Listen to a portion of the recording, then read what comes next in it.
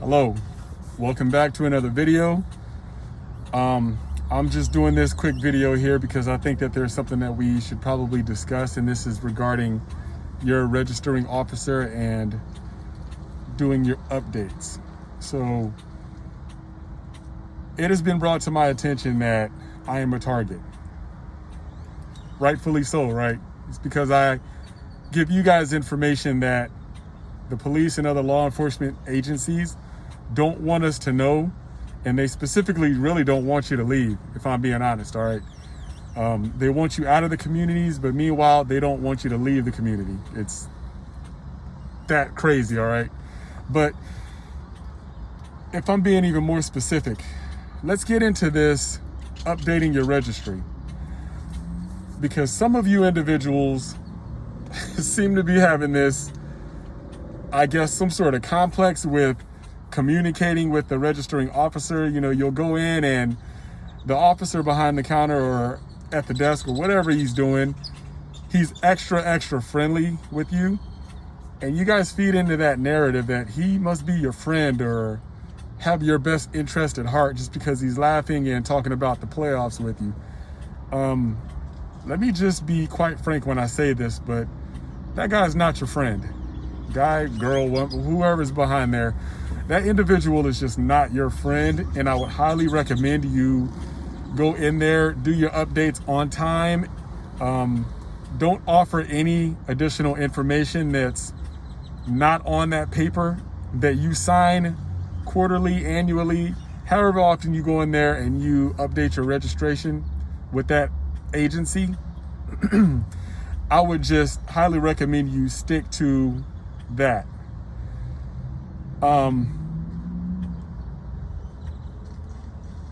I just think that a lot of these cops, they want you to be friendly so that you can be open and let your guard down, so that in return you can give that individual information about yourself, your whereabouts, and what you plan on doing, when really it doesn't benefit you. All right, I don't know if you guys think that there's going to be some extra perks for being more friendly and offering more information than what he or she is required to have, but I can guarantee you there's not. Now, there was a time that I can recall the officer in my jurisdiction at the time had said that if I would ever leave and come back to visit, then he just wants me to give him a courtesy call. And I said, a courtesy call? I said, what for? He said, well, if you're going to be in the jurisdiction for 48 hours, I guess that's the rule, 48 hours in whatever county it is you go to in that state of Texas, he wants me to give him a call, even if I stay there for 24 hours, and let him know that I'm going to be there, even though I'm not staying there throughout the duration of the 48 hours, in order for me to legally be required to tell him anything. And I just said, well, if you want me to give you a courtesy call to let you know that I'm in the area, are you going to give me a courtesy and let me stay a little extra, maybe a few more hours, spend time with my kids or whatnot? And this individual's response was, now you know I can't do that. I bullshit you not. That's literally what he said. So my thing is, why would I give you a courtesy on something that you wouldn't give me a courtesy on? It goes down to that by the book type deals, you know what I'm saying? So if he wants to be so by the book, you got to assume that you're going to have to be by the book as well, which is pretty much every officer that I had ever encountered, right? At the end of the day, they have a job to do. Whether they believe it or not, whether they agree with what they're doing or not, they still have a job to do. So I would be by the book as well. Now, there was this other officer who, he wanted to be so by the book, but it was like, this dude didn't even read the full book. You know, he was telling me that I only had a specific amount of time in a certain area before I was required to register. And then I go and I read the state law, and it's a lot longer than what he said, you know? So he's wanting to put out warrants and correct me about stuff that he really didn't know anything about. And this is sad because he's supposed to be the registering officer, right? You would think that you know a lot better than we do. If you deal with guys day in and day out, you know, you should be constantly looking up laws and different city ordinances, what have you, right? It was like this guy only got 3/4 through the book and just stopped or some shit. Maybe halfway through the book and just said, fuck it, all right? It was quite interesting, but I said all that because it is my duty to study the law regarding whatever position you're in, especially me. You know, I personally like to go down to the police department and get a copy of their police policy handbook, and I do read it from front to back. This lets me know how that agency is supposed to conduct themselves no matter what. And I hold them to that same standard that I read about, all right?